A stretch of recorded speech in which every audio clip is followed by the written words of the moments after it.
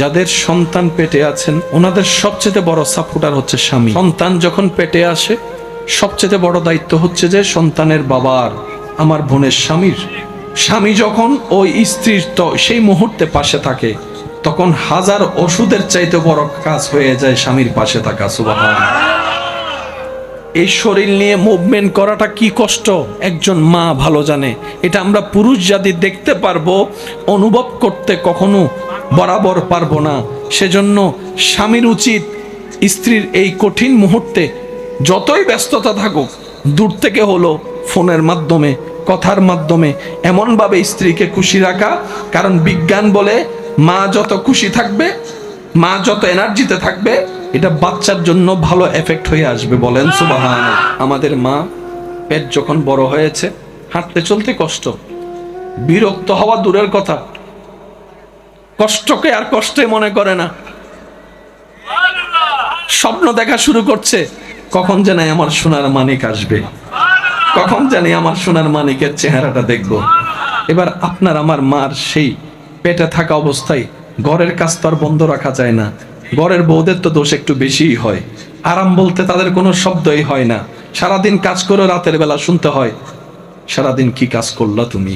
এটাই আমাদের সমাজ। কথা বলেন ঠিক কিনা? আমাদের মা যখন রাত্রে সারা দিন কাজ করে রাত্রে ঘুমাতে গেল, কারণ রাত্রের ঘুম সকালের এনার্জি দিবে কাজ করার, সেই দিন রাত্রে আপনি আমি আমাদের মাকে ঘুমাইতে দিই নাই। কিছুক্ষণ ডান দিকে লাথি মারি, কিছুক্ষণ বাম দিকে লাথি মারি, পেটের মধ্যে লাথি মারতেই আছি। কিন্তু মা বিরক্ত হওয়া তো দূরের কথা, কাঁচা ঘুম ভাঙলে বিরক্ত হওয়া তো দূরের কথা। মা কেমন জানি মুস্কি মুস্কি হাসছে, মুস্কি মুস্কি হাসছে, মুস্কি মুস্কি হাসছে। মায়ের চেহারার মধ্যে আলাদা একটা রং দেখা যাচ্ছে। লাথি খেয়েও ব্যথা পেয়েও হাসতে জানে কে? মায়ের চেহারাটা একটু দেখেন। সুবহানাল্লাহ।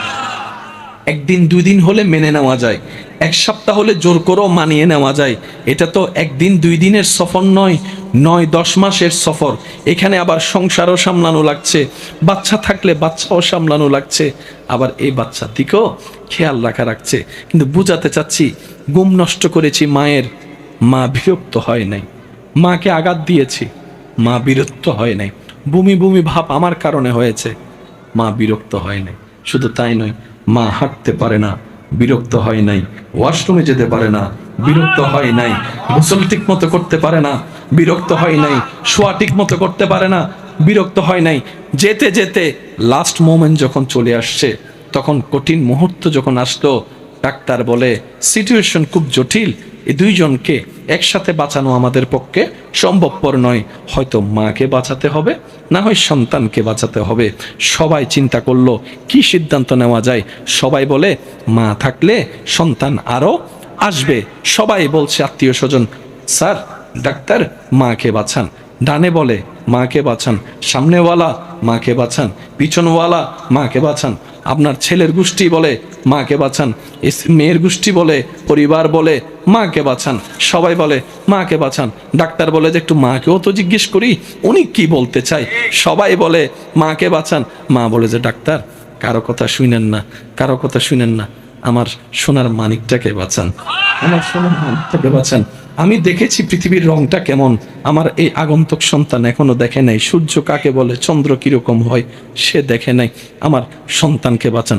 ডাক্তার বলে সবাই তো বলে আপনাকে বাঁচাতে, আপনি যে বললেন সন্তানকে বাঁচাতে, আরে ওরে বাঁচাতে গেলে আপনি তো মরে যাবেন। আপনার কি মরণের ভয় লাগে না? পৃথিবীতে বাঁচতে ইচ্ছা করে না? মা বলে সন্তানকে মেরে ওই জীবন আমার দরকার নাই, ওই বাঁচার দরকার নাই। এবার জগৎ দেখে বলে এই প্রেম তুমি কোত্থেকে পাইলা, এই মায়া তুমি কোত্থেকে পাইলা? তুমিও তো মানুষ, তোমারও তো রাগ থাকার অধিকার আছে, তোমারও তো নিজস্ব একটা ব্যক্তিগত জীবন আছে, ক্ষোভ থাকার অধিকার আছে, বিরক্ত হওয়ার অধিকার আছে। সেই মেয়ে আজকে সব কিছু এত মায়ার উপরে সব বিলীন করে দিলা, ব্যাপার কি? তখন মা বলে যতদিন আমার সন্তান পেটে আসে নাই এটা ছিল শুধু পেট, বাতান বাতান। যখন সন্তান এসেছে এটা আর বাতান নাই, এটা রেহেম হয়ে গিয়েছে, ওই রহমান নামের দয়ার সাথে সম্পৃক্ত হয়ে গিয়েছে। যার কারণে ব্যক্তিগত মানুষ হিসেবে যে খুব থাকার দরকার ওই ক্ষোভ আর না হয়ে মায়াটা বেড়ে গিয়েছে, রাগের জায়গায় মায়া বেড়ে গিয়েছে, শাসনের জায়গায় মায়া বেড়ে গিয়েছে। আমার ভাইয়ের আওয়াজ দিয়ে বলেন, একজন মানুষের যখন পৃথিবীতে কোথাও জায়গার থাকা হয় না, কেউ যখন আশ্রয় দেয় না, হাজার দোষ করলে সবাই বের করে দেয়, তখনও রাতের 3টা বাজে যে দরজা খুলে বসে থাকে ওনার নাম কি? আরো জোরে বলেন। আমাদের ভুলের জন্য আমাদের মা সবসময় বকা শুনতে হয়, সবার, কম বেশি সবার। বাবারা বকে, ভুল করি আমরা, বকা শুনে মা, ফেল করি আমরা, বকা শুনে, বলেন না ভাইয়া, বকা শুনে মা ঘর থেকে বের করে দেয়। ঘর থেকে বের করে দেয় কে? রাতে 3টা বাজে দরজা খুলে দেয়।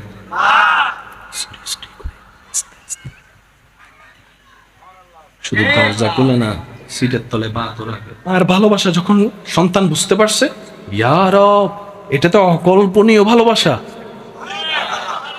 এবার রব বলে, বান্দা, তোর মায়ের চাইতে 1000 গুণ বেশি আমি রব তোকে ভালোবাসি। এবার বুঝতে পেরেছিস বান্দা, কেন আমি বলেছি ইন্নাল্লাহা ইয়াগফিরুয যুনুবা জামিয়া? তওবা করবি একবার, মাফ করে দিব 1000 বছরের গুনাহ, 1000 বছরের গুনাহ, 1000 বছরের গুনাহ।